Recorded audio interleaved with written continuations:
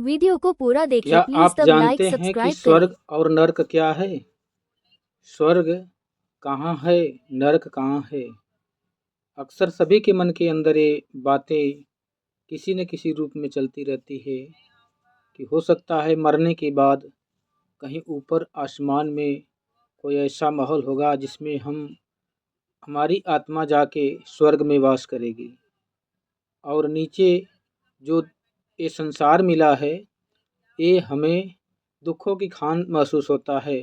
लाख प्रयास करने के बाद भी अगर अपना जीवन कठिनाई से बीतता है तो लोग इसे दुखी का जीवन जानकर स्वर्ग की कामना करते हैं कि मरने के बाद हो सकता है स्वर्ग मिल जाए। क्या आपको मालूम है कि मरने के बाद स्वर्ग मिलेगा कि नहीं? तो जानने के लिए निरंकारी मिशन के माध्यम से जानते हैं सदगुरु के वचनों के द्वारा। तो आप सभी का बहुत बहुत वेलकम है। सभी को प्यार भरा धन निरंकार सत्संग जी, सतगुरु माता सुदीक्षा शबिंदर हरदेव जी महाराज की जय। निरंकारी राजमाता गुरु बचन अवतार की जय। साध संगत जी, ये हमारे मन का एक कल्पना होता है। हर इंसान का, अज्ञान के इंसान का, ज्ञानी इंसान के वही नहीं बात कर रहे हैं, जो ज्ञान नहीं लिए हैं, जो संसारिक दृष्टि से इंसान संसार में विचर रहे हैं या अपना कार्य कर रहे हैं, उनके मन के अंदर की कल्पना होती है कि मरने के बाद अच्छा कर्म करेंगे तो हमें स्वर्ग मिलेगा। पर कभी स्वर्ग का देखा नहीं, पर कल्पना है मन का। कल्पना ये होता है कि स्वर्ग में बहुत सारे सुख होंगे, बहुत सारी सुविधाएं होगी, जहाँ पे आत्मा मौज मस्ती से आराम करेगी। पर साथ संगत जी, क्या विचार करके देखें कि क्या आसमान में कोई ऐसी जगह नज़र आती है जो स्वर्ग के लायक हो? अगर वैज्ञानिक दृष्टि से देखा जाए साथ संगत जी, तो प्लेन में जब जाते हैं तो प्लेन के जैसे ही ऊपर उठती है, 3000 मीटर के आसपास जब जाती है ऊपर बादलों से, तो ऑक्सीजन की मात्रा कम हो जाती है, जहाँ पे इंसान को सांस तक लेना दूभर हो जाता है।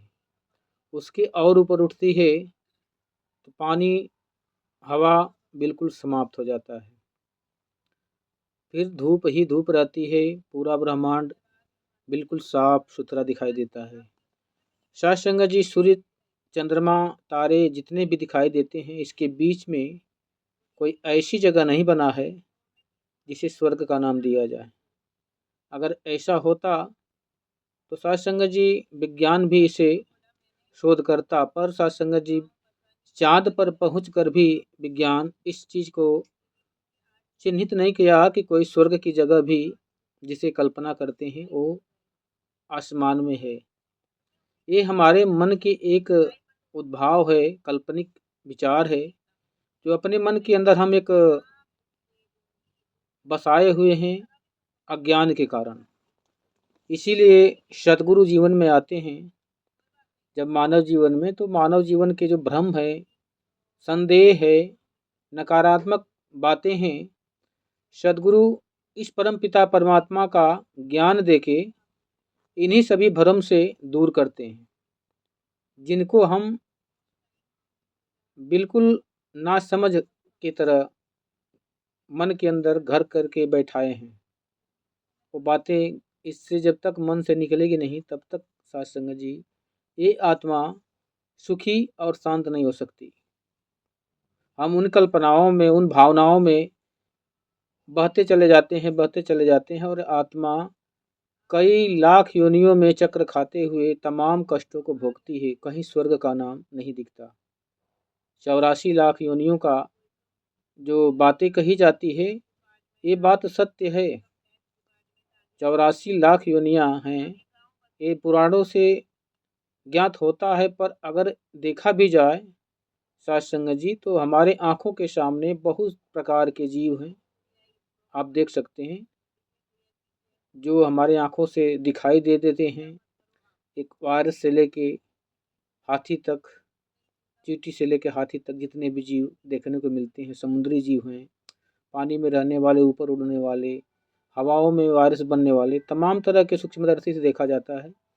इसी प्रकार साथ संगत जी बहुत सारे जीव हो सकते हैं जिनको हमारी आंखें अभी तक देख नहीं पाई है, या विज्ञान भी अभी वहां तक पहुंच नहीं पाया है। ऐसे जीवों को जोड़कर 84 लाख योनियों का बात कही जाती है, जिसमें आत्मा युगों युगों से भ्रमण करती है अपने कर्मों के कारण। सत्संग जी, यही भ्रमण आत्मा का, यही भ्रमण, यही घूमना नरक कहा जाता है। सदगुरु जब आता है इसी चक्र से बाहर करता है निकाल के। इसे एक भवकूप भी कहा जाता है, अंधकार का कुआं भी कहा जाता है।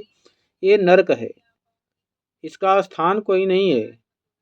अगर इसे खोजा जाए कि ये कहीं आसमान में है, पाताल में है, तो साथ संगत जी ऐसा नहीं है कि इसका कहीं स्थान बना है। साथ संगत जी हमारे मन के भाव हैं, जो हमने इसको अपने मन के अंदर जगह दे रखा है। इसी को निकाल के जब भगवान को ज्ञात हो जाता है, जानकारी हो जाती है, परमपिता परमात्मा सब तेरी संतान, जब इस मालिक खालिक का, निरंकार का ज्ञान हो जाता है, दर्शन हो जाता है, तो भ्रम टूट जाते हैं। भ्रम को तोड़ना नहीं पड़ता, छोड़ना नहीं पड़ता। जैसे सत्संग जी अंधकार को दीपक जलाने के बाद ये नहीं कहना पड़ता कि तुम भाग जाओ, हमने दीपक जला दिया है। सत्संग जी वो स्वयं दूर हो जाता है। इसी प्रकार सत्संग जी अगर हमारे मन के अंदर जब ज्ञान का उजाला होता है, तो ये भ्रम को कहना नहीं पड़ता कि तुम भाग जाओ। खुद ही मन मजबूत हो जाता है, विश्वास बढ़ जाता है इस परम पिता परमात्मा से जुड़कर कि जो कुछ है सो यही है, इसके सिवा कुछ भी नहीं है। ये धरती, अग्नि, जल, सूरज, चांद, सितारे, पाताल, आकाश जितने भी देखते हैं, ये सब कुछ इसी के बल से चल रहा है, इसी के शक्ति से चल रहा है, इसी के शक्ति से बना है। और यही इनका डोलायमान कर रहा है, इनको संचालन कर रहा है। हवा भी यही चला रहा है, श्वासें हमारे जो धड़कन है उसको भी यही चला रहा है। ऐसे प्रभु परमात्मा को जान लेना, समझ लेना, इस जीते जी मनुष्य योनि में आकर इस परम पिता परमात्मा को जान लेना, समझ लेना, देख लेना पूर्ण रूप से सदगुरु की कृपा से, यही स्वर्ग है।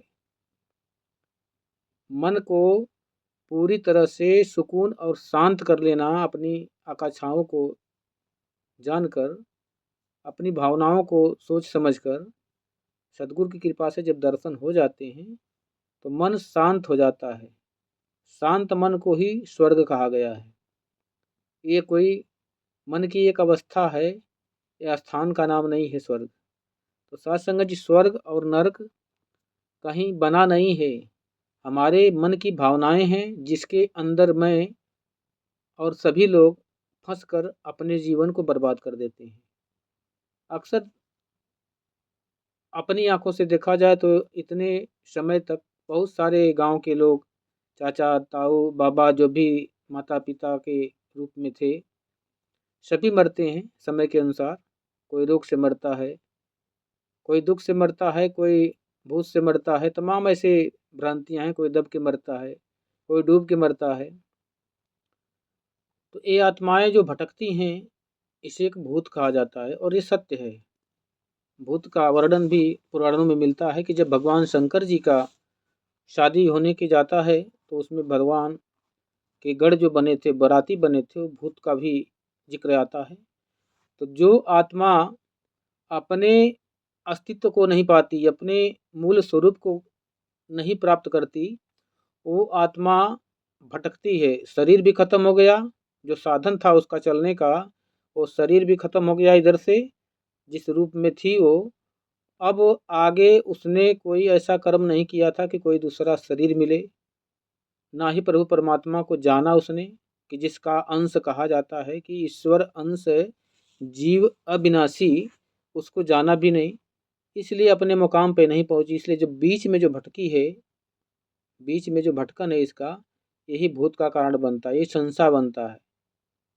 इसी संशय को लेकर बहुत सारे घरों में तमाम तरह के धन दौलत बर्बाद हो जाते हैं साथ संगत जी। इसीलिए कहते हैं कि अभी समय है कुछ नहीं बिगड़ा, सतगुरु के दर आने का।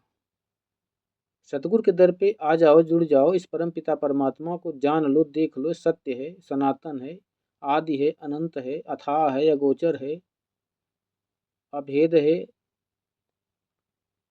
ऐसे परमात्मा को जान लोगे तो कहते हैं कि जिस प्रकार आंधी आती है ना, तो जब तेज तूफान की आंधी आती है तो लोग मजबूत किसी चीज को पकड़ना चाहते हैं, जो ठोस हो उनके नजर में, जिसको पकड़ने पे ऐसा महसूस हो कि ये आंधी इसको उड़ा नहीं सकती, उसी का सहारा लिया जाता है।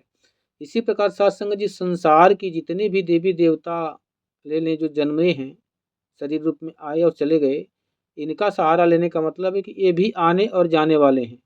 तो जब इनका संग करेंगे तो ये आत्मा इनके संग में आएगी और जाएगी भी। इसलिए हमें ठोस, मजबूत और अडोल चीज को पकड़ना है, जो कभी हिलने डुलने वाला नहीं, प्रभु परमात्मा निराकार जो सदा एक रस रहने वाला है।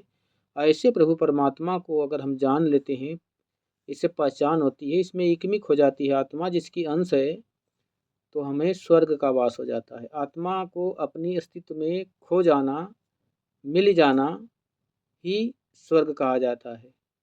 जैसे कोई सागर से उठी हुई बूंद वाष्पन क्रिया करके, हवा का संग करके बादल बनती है, और दूर हवाओं उसे लेके जाती है, उठा के, बहा के, वो जाके कहीं रेगिस्तान में, कहीं पहाड़ों पे, कहीं तमाम ऐसे जगहों पे बरसती है। अब समुद्र से वो बूंद बिछड़ गई। इसी प्रकार आत्मा प्रभु परमात्मा से किसी स्वेच्छंदा से अपनी चाहत को पूर्ण करने के लिए इसने प्रभु परमात्मा से दूरी बना लिया, बिछड़ गई, और इस संसार में उस वस्तु को पाने के लिए तमाम तरह के देह धारण करके कई प्रकार की योनियों में भ्रमण करते करते आज इस मुकाम पे पहुंची है कि जिसे साधन का रूप कहा गया है, मोक्ष का धाम कहा गया है, कि साधन धाम मोक्ष कर द्वारा जो पावहीं परलोक सवारा। ऐसे प्रभु परमात्मा को पाने के लिए ये शरीर बड़ी ही सहायक सिद्ध होती है, और किसी प्राणी को ये शक्ति नहीं भगवान ने दिया है कि भगवान को जान सके, देख सके, समझ सके, और योनियों में केवल पेट भरना, अपना समय बिताना है। जैसे कहा भी गया है कि निद्रा भोजन भोग भय, ये सब पुरुष समान, ज्ञान अधिक एक नरन में, ज्ञान बिना पशु जान। तो अगर इंसान के जीवन पाकर भी अगर हमने अज्ञान का साथ दिया है तो उसी को कहते हैं नरक। और हमें ज्ञान हो गया, हमें प्रभु परमात्मा की पहचान हो गई, जिसकी हम अंश बोले जाते हैं, जिसकी आत्मा अंश बोली जाती है, उनको हमने पा लिया, देख लिया। इस अवस्था के बाद जो मन बनता है, हमारी अवस्था बनती है, उसे स्वर्ग कहा जाता है। यही नरक और स्वर्ग का असली अभिप्राय है आध्यात्मिक जगत में। सत्संग जी, काल्पनिक जगत में अगर कहा जाए तो ये कल्पना ही मात्र है, और कल्पना का कोई संसार नहीं होता सत्संग जी। इसलिए सत्संग जी, अगर वीडियो अच्छा लगे हो तो आप जी इसको भरपूर देखिएगा और शेयर करिएगा, और अपना प्यार और दुलार जरूर दीजिएगा, सब्सक्राइब भी करिएगा। सत्संग जी, प्यार से कहना धन निरंकार जी, जो भी गलती हो उसे पालक समझ के बख्श लेना, प्यार से कहना धन निरंकार जी।